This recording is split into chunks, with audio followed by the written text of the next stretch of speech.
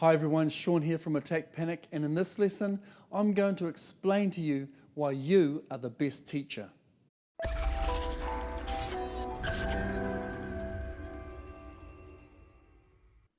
Your experiences will be your best teacher during this time of learning and healing.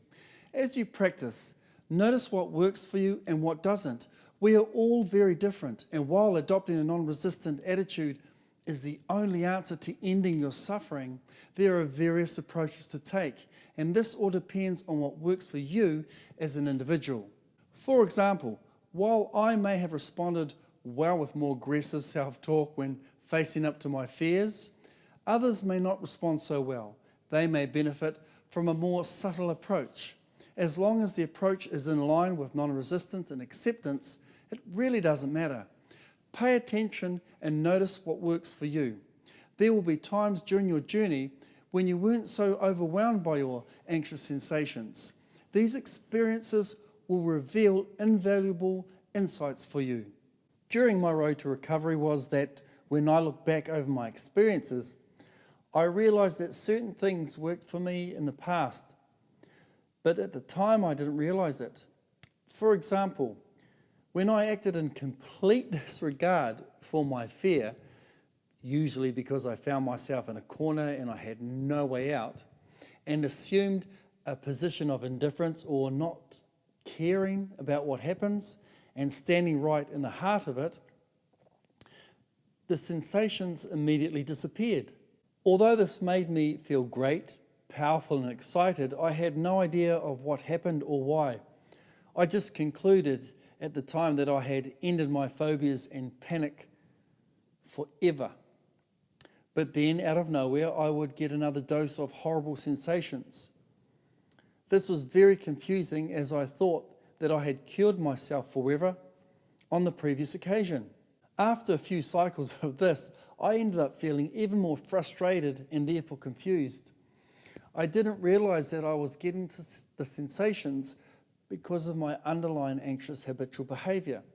I didn't realize that my underlying high anxiety was producing adrenaline at inappropriate times, which stimulated the sympathetic nervous system into producing all the uncomfortable sensations associated with being anxious. Back then, I had no idea that disempowering panic attacks was one thing, but removing an underlying anxiety condition, a learnt pattern of behaviour which triggers the panic cycle, was a separate issue altogether. Because I didn't know any of this at the time, I just felt even more fearful and out of control. So sometimes I could stave off attacks, sometimes I couldn't. But what I didn't notice were the times when I stopped panic in its tracks, were times when I had no choice of escape, and so I just had to confront it. And because I had no choice, I just assumed a position of not caring, of non-resistance. Interestingly, during the times, many times, when I had the option of escaping, the sensations just continued to get worse until I couldn't bear it any longer, and the urge to escape became so overwhelming I had to act on it or face a certain catastrophe. All this resistant behaviour just added more fuel to the fire, reinforcing the bad habit and leaving me feeling very frustrated, distressed, confused, and untrusting of my own ability to control normal behaviour. You see, through my lack of understanding and frustration, I wasn't aware that my error was expecting not to have another panic attack, just because I managed to disempower the last onslaught of sensations. The biggest turning point for me was the realization that the sensations appeared from the subconscious because of a learnt pattern of behavior, a bad habit that I had formed. The subconscious was just playing a record which it thought was perfectly normal and totally independent of what I consciously thought or rationally knew. The subconscious was just doing its job. I realized that at times when I consciously chose to not resist, accept and embrace the sensations, they didn't get any worse. In fact, they seemed to subside instantly, or I just didn't notice them anymore. Most importantly, I realized that this did not necessarily mean that I wouldn't experience fear sensations ever again. However, it did mean that when or if they appeared again, I could choose how I wanted to react. I had the power to consciously choose how I wished to react.